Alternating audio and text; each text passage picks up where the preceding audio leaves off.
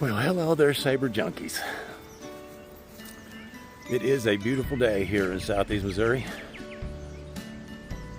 It's about 10:30 a.m. Humidity is low. The sun is quite bright.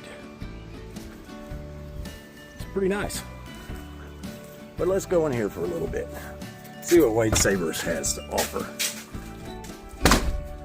I do want to, we're going to do that later. Let's look at this. I just want to make sure, just to clarify, this is not AI, okay? You're not AI, are you? Okay, good to go. This here, it makes noise. It can't be AI, so we should be all right. So how is everyone? It's been a while. It always starts with, it's been a while. I think there's a song that starts like that. If not, there should be. I have a new hilt to show. It takes a while on these things because I don't come out here every single day. Unfortunately, I wish I had that stamina like I used to have. I don't know where I got that. Anyway.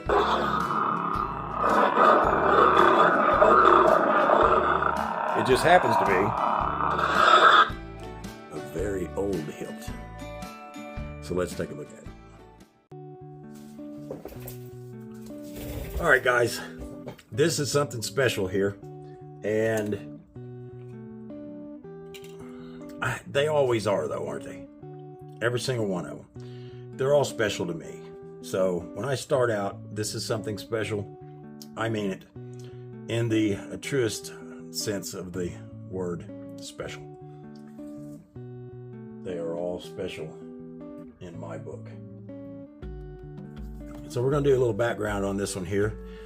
This hilt is 16 years old, and it was made in 2010 by RO Lightsabers. That's RO Lightsabers. And I don't know if you guys are familiar with RO Lightsabers. I'm sure that you've heard of them. And this saber here is a piece of history from one of the founders of RO, because it was built by one of the founders. I will definitely leave a link in the description. My understanding is they are no longer in business, but they do still have the website up, and you can see their blog, see everything that they've made. It's pretty awesome. So you can check that out. But when this came to me, it was a very different hilt on the inside. On the outside, pretty much the same that it is now, with a few added exceptions of here and here. And that I will get to in just a second, but I do want to show some of the things that were inside of this.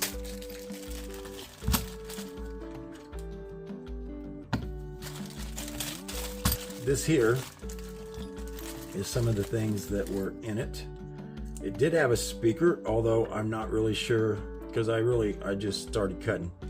I'm hoping to put some of that into this video, some before and after shots. I'm hoping I still have that video. This is I looked up this company. This is a pretty old company here. So some of the things that I did, pretty much what I had to do was take everything apart and then figure out a way to get the full scope of this inside diameter. Because it was smaller, it had this inside of here, for instance, and this was down in there. It was glued in, and this was what threaded up onto this. Oh, things on this thing has changed so much. This was at the bottom of here, holding all of this together. And it had a charge port down here. This was actually removable and it come off. That was the kill key. This was the charge port. It had this little vibrator motor on it. This was not working when I got it. The only thing that was working on it was because it didn't have a soundboard in it, so I'm not really sure why this speaker was in it.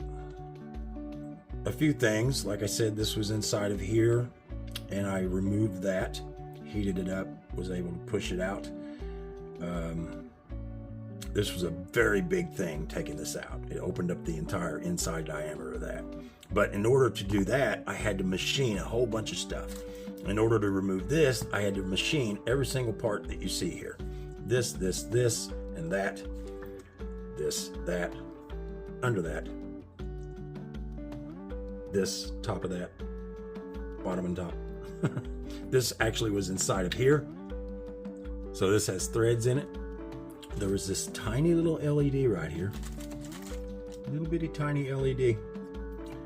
And this little magnifier right here was on top of this tiny little LED right here. And that was inside of here at the bottom. It did light, very dim.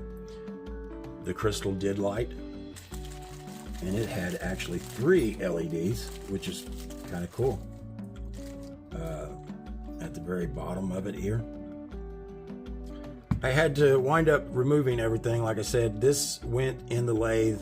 I had to turn this completely out. So clamped here, bore this out so that it would fit this piece of tubing that I put in, which this was, had a much smaller ID. I had to turn it out to hold the blade, and I had to make it fit inside of this emitter housing here because that was much smaller. This would not have held a blade. This is about 1 inch right here. So I had to really widen that entire section there and then put that new piece in right there.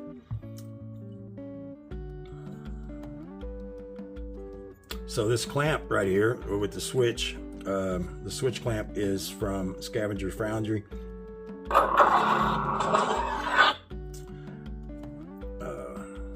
Mounting it on there, I mean, it just worked out perfect inside here. If anybody can look at this and tell me what it is, let me know what you think. Any part on here, if you know what it is, if you recognize it from a place or a thing, let me know what you think. I can tell you several things on here that are found parts. Some of this is machined and some of it is found parts. But I added this, and I added this retention knob. But everything else pretty much is the same. I wanted to keep the aesthetics of this on the outside the same. Look at this, the way that crystal lights. That is amazing. I took that out and cleaned it really good. It was really kind of gummed up, and it's just amazing how one LED lights that.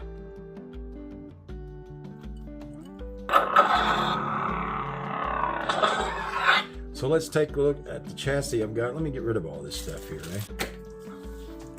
So this has just a bit of a snag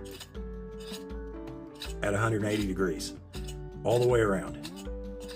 The reasoning for this, the only thing I can conclude is that the inside diameter of this was just a little warped. Although I did, or the outside maybe. Oh, look at there, got a nice chassis. So on this first, I had to really do a lot of work on the inside of this. This piece here was up here at the top.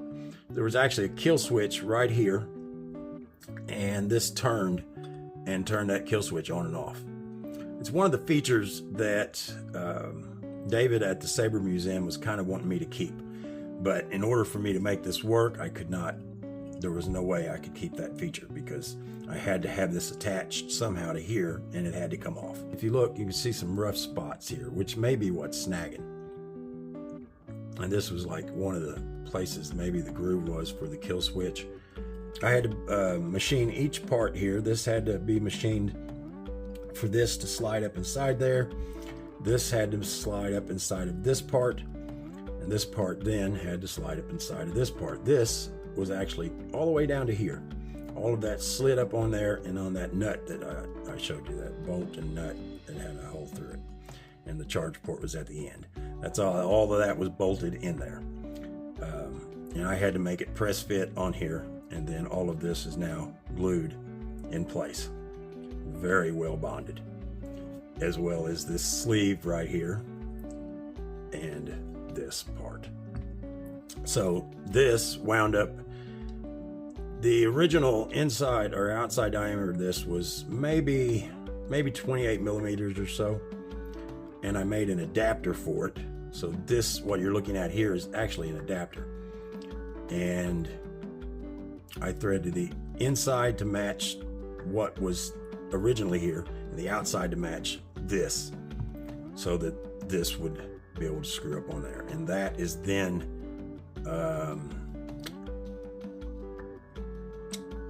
it was originally, I put red Loctite on it, and then these screw holes here, these retentions for the chassis. So it's not going anywhere, that's for sure. The chassis is actually drilled out as well, so you cannot.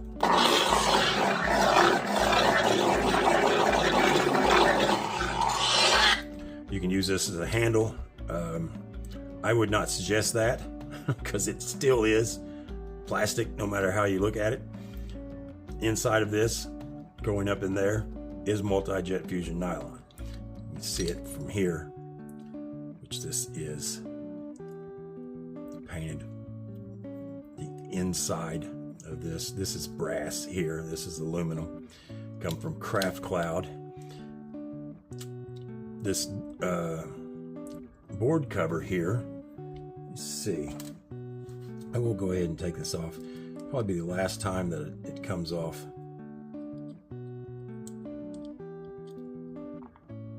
Because I do want to show the ports here. I think these are awesome. I love how they're angled. That looks wicked. This is a Tritium Proffieboard 3.9, and it is loaded.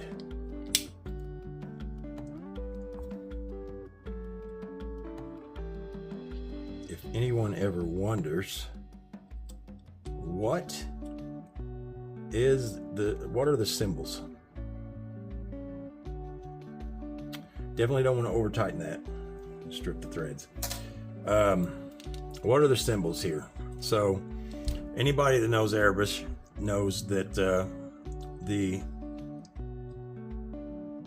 0, the O, is W, and this emblem here is actually mirrored S.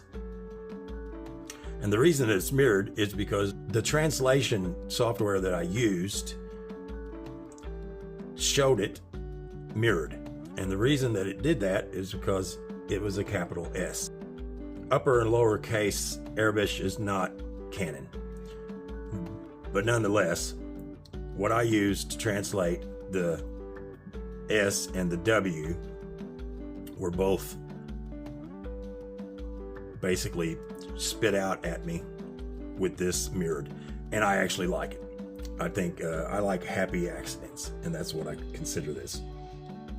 So that's S. So you can say Star Wars, or you can say Wade Sabers.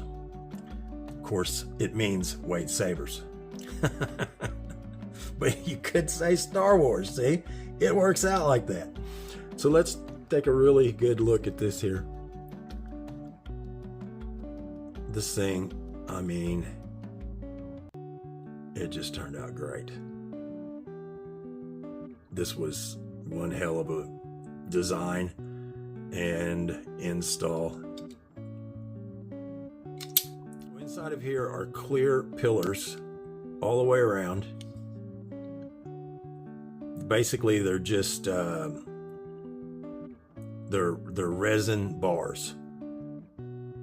I wanted to give this a unique look and something different, but I wanted that light from the LEDs, from this ring here and the ring there, to bleed through and give this a very unique look. And so I put these in between. This is clear, translucent resin that goes over the LEDs. And then these bars, these pillars set in between that. And so it actually has bleed through there.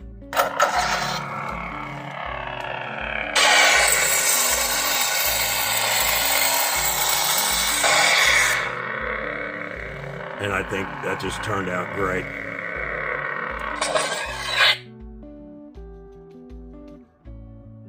Yeah.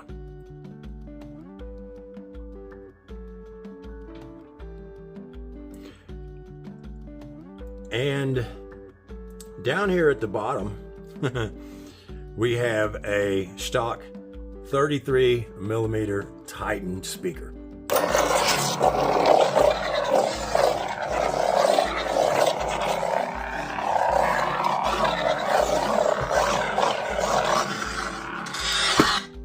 Enter volume menu. Maximum volume. Volume menu end.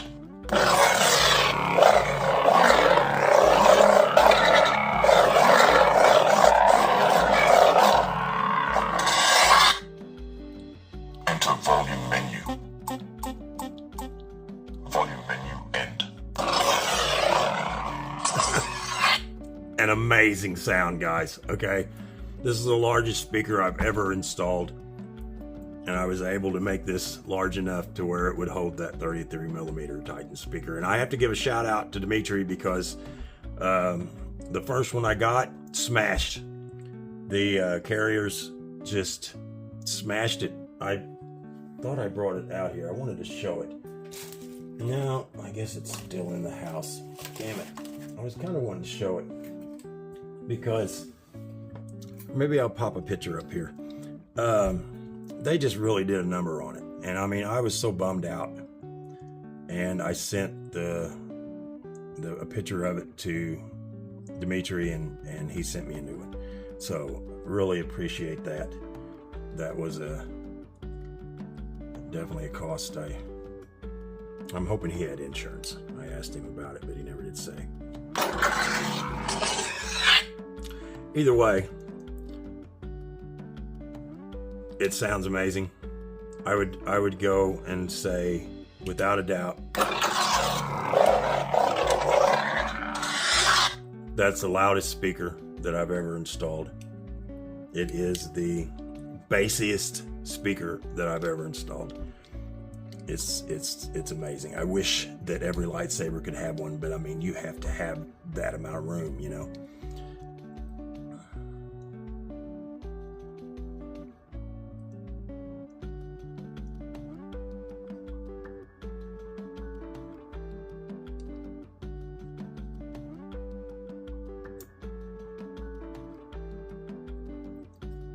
So yeah, that's it, guys.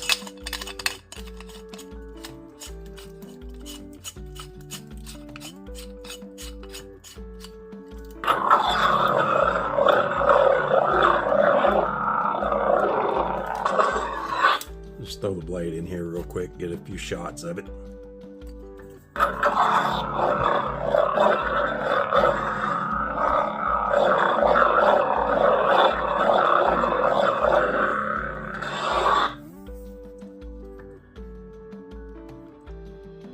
You guys let me know what you think, and I hope you have a good one. You guys take care. I'll see you in the next one.